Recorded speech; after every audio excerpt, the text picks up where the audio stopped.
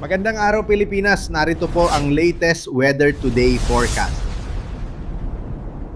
Naging maulan sa malaking bahagi po ng Luzon, yan ay dahil sa low pressure area na siyang nasa loob na ng Philippine Area of Responsibility. Huling namataan ng LPA sa vicinity ng bayan ng Macalelon sa probinsya ng Quezon.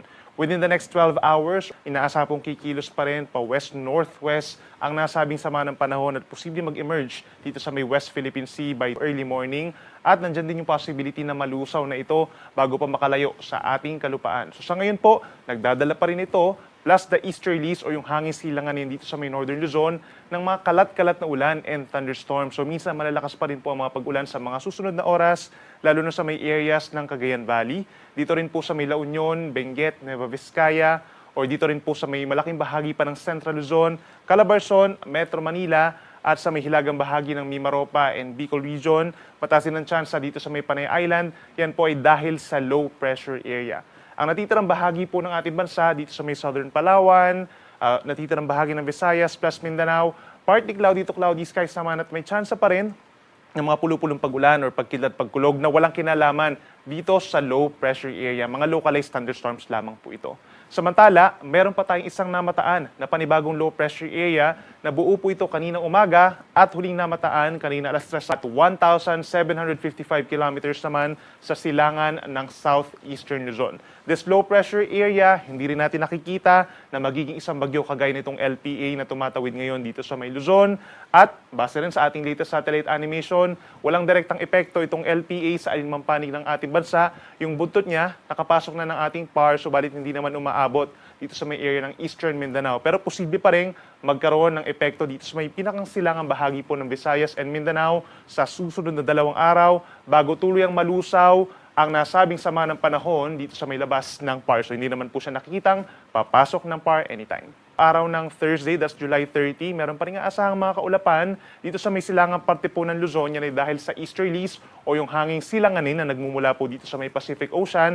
Mataas ang tsansa ng mga kaulapan at mga light to moderate rains sa may mainland Cagayan, pababa ng Isabela, Quirino, Aurora at Northern Quezon. So make sure na meron pa rin baong payong kung lalabas ng bahay. Dito naman po sa may western section ng Central Luzon, sa may Zambales, Bataan, Tarlac, and possibly Pampanga and Pangasinan, makulimlim din po, umaga pa lamang hanggang possibly sa tanghali.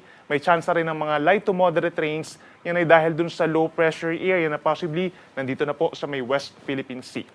Ang natitirang bahagi po ng Northern Luzon, asahan yung partly cloudy to cloudy skies at may tsansa pa rin po ng mga isolated na ulan dulot ng easterlies. Habang dito naman sa Metro Manila, natitirang bahagi ng Central and Southern Luzon, improving weather conditions na. So ibig sabihin po, mula umaga hanggang hapon, may tsansa pa rin naman po ng mga mahihinang ulan, pero hindi na ito kasing dalas at kasing lalakas ng mga pag-ulan ngayong Miyerkules. So sumisikat-sikat na po ang haring araw at may tsansa pa rin ng mga isolated na ulan or mga thunderstorms, lalo na po sa dakong hapon hanggang gabi.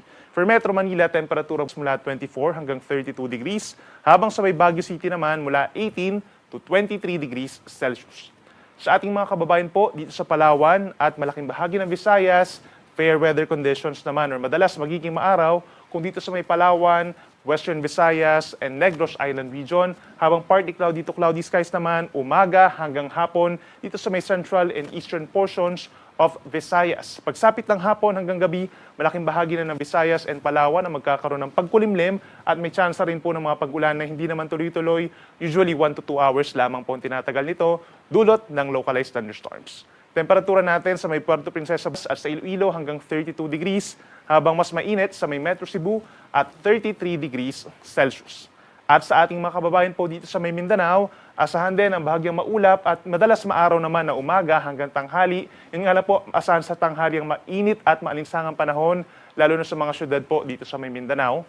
Pagsapit ng hapon hanggang gabi, bahagyang maulap hanggang madalas maulap na ang kalangitan, lalo na sa may areas po ng Caraga, dito sa may Dinagat Islands and Surigao provinces.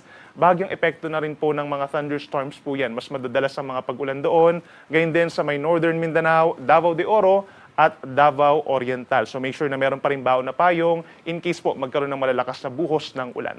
Temperatura natin sa may Zamboanga City and Davao City hanggang 32 degrees Celsius. Ngayon po and possibly hanggang sa katapusan na po ng buwan ng Hulyo ay wala na tayo nakikitang gale warning or babala sa mga delikadong alon. Posible pa rin po ang kalahati hanggang 1 metro in general sa malaking baybayin ng ating bansa dahil hindi naman po kalakasan ang hanging habagat. Actually, hindi naman po siya directly nakakaapekto yung malakas sa southwest monsoon sa ngayon at nandito lamang siya sa may West Philippine Sea in the coming days. Pero kapag meron tayong mga thunderstorms o yung tuloy-tuloy na malalakas sa mga pag-ulan, posible pa rin umabot sa 2 metro ang mga pag-alon, lalo na dito sa may silangang bahagi ng Caraga and Davao Region at dito rin po sa may Northern Luzon, posibleng umakyat ng bahagya up to 2 meters yung mga pag-alon hanggang sa weekend. Para naman sa lagay ng panahon sa susunod pa na 3 araw, wala naman tayong nakikitang bagyo na papasok ng ating Philippine Area of Responsibility at mananatili ang fair weather conditions. So improved weather na po from Friday hanggang sa unang 2 araw ng Agosto sa weekend. We're seeing po na madalas magiging maaraw, mainit sa Metro Manila hanggang 33 degrees from Friday up until weekend. So ideal yung pagsasampay muli ng inyong mga lalabhan. At dito naman sa may Baguio, ideal din po ang magiging pamamasyal. Ganyan din sa ilang lugar, dito sa may norte, malamig po sa Baguio from 17 to 24 degrees. Habang dito sa may Bicol region, asahan din po yung painit na panahon lalo na sa tanghali. Madalas maaraw, umaga hanggang tanghali, ganyan din sa malaking bahagi ng Bicol region at may tsansa po ng mga pag-ulan lalo na sa may areas ng Sorsogon at Masbate. Sa ating mga kababayan po, dito sa may Visayas, we're expecting na pinakamatataas ang mga tsansa ng ulan dito sa may eastern portion. Pagsapit po ng Friday, madalas na yung pag-ulan sa may Samar Island at sa may Biliran.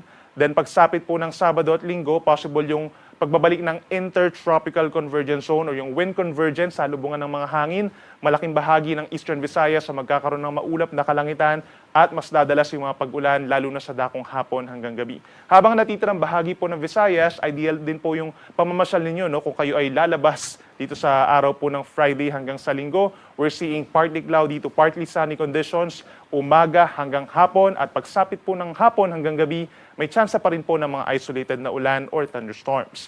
At sa ating mga kababayan po sa Mindanao, pinakang uulanin o pinakamadalas ang ulan dito sa may parting Caraga Region, Camiguin, Misamis Oriental at maging sa may Davao de Oro and Davao Oriental. Epekto yan nung intertropical convergence zone and possibly yung trough ng low pressure air na nasa labas ng ating PAR pagsapit po ng Friday. And ITCZ naman towards the weekend. The rest of Mindanao, partly cloudy to cloudy skies din, maaraw and generally fair weather conditions naman po. So ideal din po yung pamamasyal o yung inyong mga outdoor activities, pwede rin po yan. Then pagsapit ng tanghali, mainit at malinsangan, lalo na sa mga syudad po ng General Santos, Cotabato, Butuan, may chance rin po dito sa may Zamboanga City, umabot ng 33 degrees Celsius at may mga isolated thunderstorms pa rin at mga localized thunderstorms.